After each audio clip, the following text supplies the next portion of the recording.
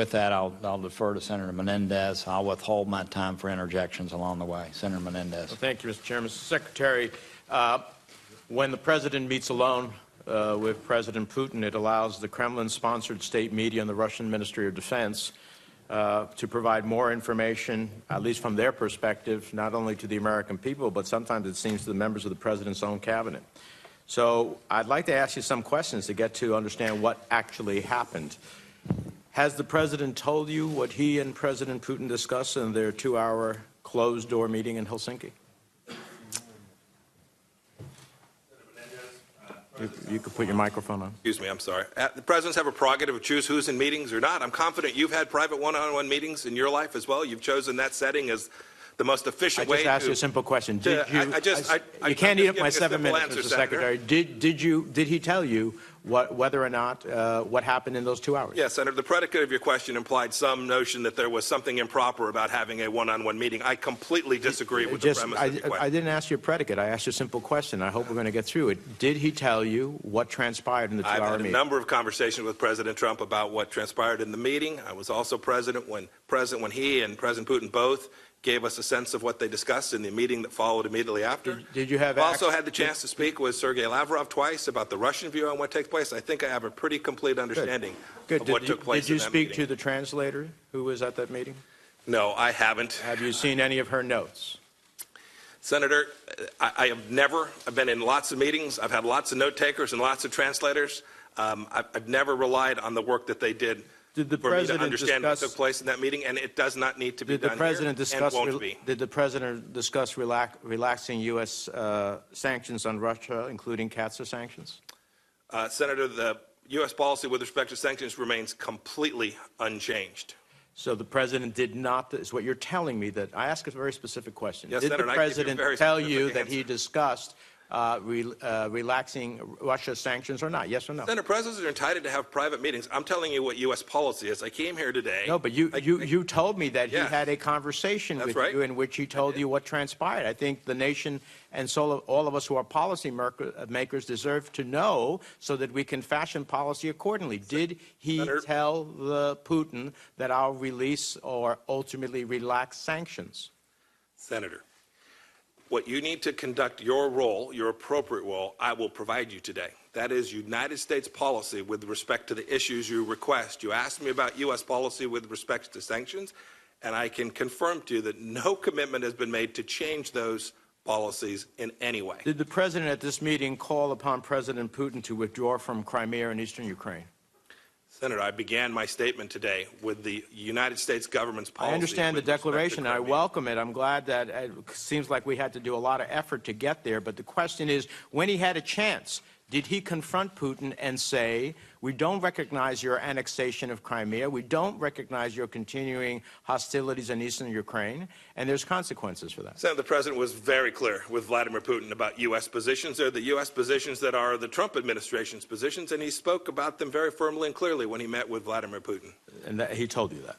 Senator, I'm telling you what he had a conversation with Vladimir Putin about, and I'm telling you what U.S. policy is today. I understand, Senator, I understand the game that you're playing. No, Mr. Secretary, with all due respect, I don't appreciate you characterizing my questions. My questions is to get to the truth. We don't know what the truth is. And the only way that we will know what the truth is, what transpired in those 2 hours, in a highly amazing period of time to spend alone, one-on-one, is by understanding at least that if you were briefed by the President, what he told you. I don't think that's unfair to know, to understand what policy is. Let me ask you this.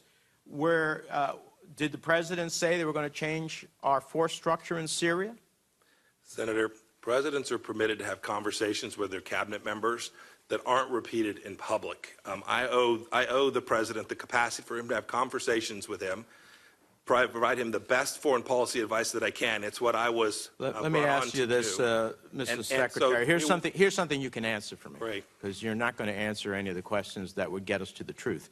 As CIA director, you stated in an interview with the BBC that you fully expect Russia to continue its attacks on our democracy by attempting to interfere in our midterm elections as we speak.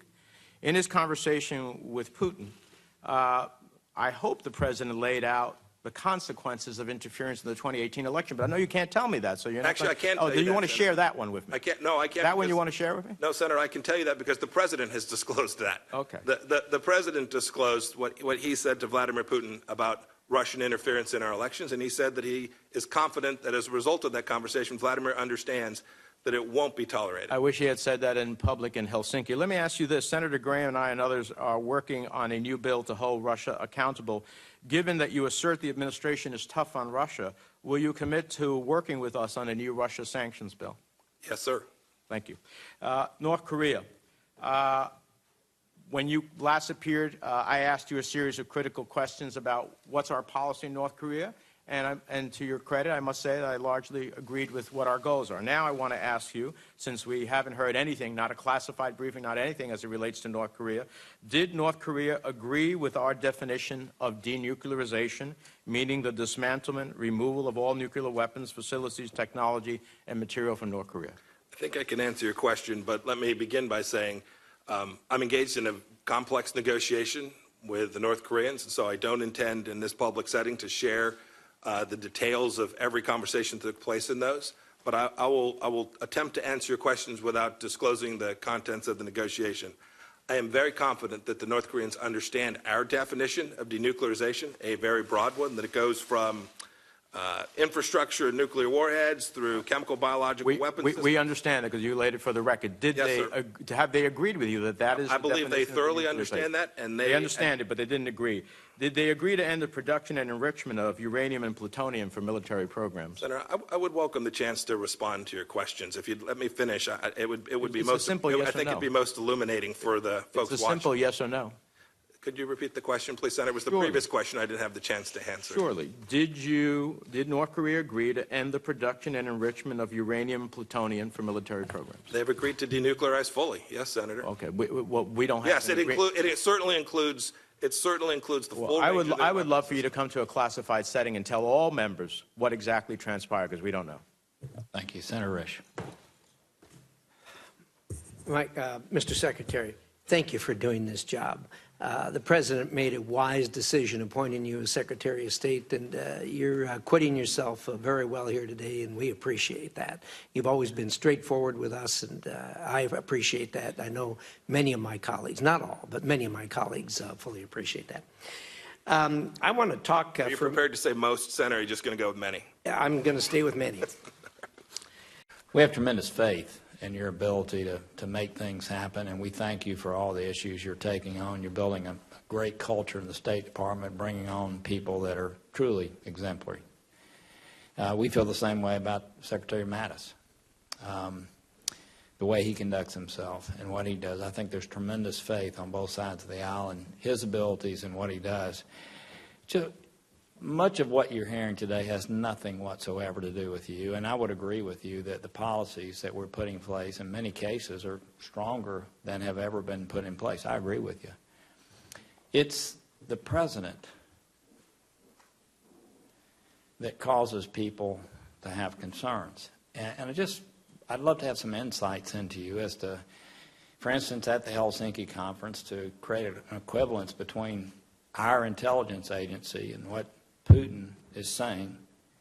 That shocks people. I mean, you can imagine you saw Dan Coates' response afterwards, and yours today, I think, candidly was related to what he said at Helsinki. And then the notion of even thinking about exchanging diplomats, sending diplomats over to be interrogated by Putin, to even think about that, to let that be said as an official statement coming out of the White House, to, this is my opinion, and I believe it's right, to purposely cause the American people to misunderstand about the NATO contributions and to cause them to doubt NATO and to really drive public opinion against NATO.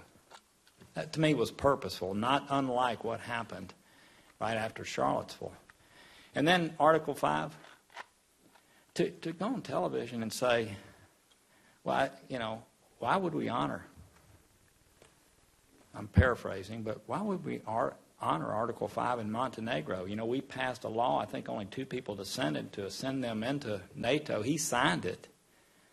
I mean, it would be a dereliction of duty if he did cause that to be the case. So why does he do those things? I mean, is there some strategy behind creating doubt in U.S. senators' minds on both sides of the aisle, doubt in the American people as to what his motivations are, when we, in fact, have tremendous faith in you? I think you're a patriot. Tremendous faith in Mattis. But it's the president's actions that create tremendous distrust in our nation, among our allies. It's palpable. We meet and talk with them. Is there a strategy to this, or is it, what is it that causes the president to purposely create distrust in these institutions and what we're doing? Senator, I disagree with most of what you just said there. You somehow disconnect the administration's activities from the president's actions. They're the one and the same. Every sanction that was put in place was signed off by the President of the United States. Every spy that was removed was directed by the President. Go to the points I just made. Go to the points I just made. Talk to them. Talk to them. I know what we're doing. Talk to the points I just made. Here's what the world needs to know. Okay. With respect to Russia, this administration has been tougher than previous administrations, and I fully expect it will. The President's own words were, he's happy to figure out if we can make improvements with respect to the relationship between he and Vladimir Putin and change the course. But if not, he'll be their, I'll get the words wrong, he'll be their toughest enemy, most difficult enemy. I think I can prove that that's the case today. I think I have. Yeah. And so somehow there's this idea that this administration is free-floating. This is President Trump's administration, make no mistake, who's fully in charge of this, and who is directing each of these activities that has caused Vladimir Putin to be in a very difficult place today. Yeah. Well, look, you handle yourself in exactly the way you should, in my opinion, as it relates to comments. I notice that you are not responding to what I'm saying. I think I responded to everything that you said, Senator. No, you didn't. And the fact is that you just didn't, okay? We just simply disagree, Senator. No, we don't disagree. Hell, let's run the transcript again if you want to talk about it. But the fact is let the world that decide. It's the president's public statements that create concern amongst senators on both sides of the aisle. And I was asking you if, in fact, there was some rhyme or reason that this type of distrust or discord will be created. And I know you're not going to answer the question, well, but I'm trying to make a point as to why. I know you are. Why the open comments and the questions and just the energy behind this hearing are what they are. It's not about you, and it's not about Mattis, and it's not what we're doing on the ground. Senator, you went through a long litany of statements, but let me give you, first of all, I will tell you, I talk to the same allies you do. I speak to their foreign ministers directly. It is the case that they are behaving differently today. There's no doubt about that. They are now scrambling to figure out how to make sure that they are fully part of NATO. Some of that is a result of the statements that you referred to, Senator. Yeah. Some of that is identifying Nord Stream 2 as a problem. I actually agree with that. I agree with that. Right. These are the, well, there you go. I'll let the record reflect. I'll say some of these statements actually achieve important policy outcomes for the United States of America. Some of them do. Yep. And some of them very damaging.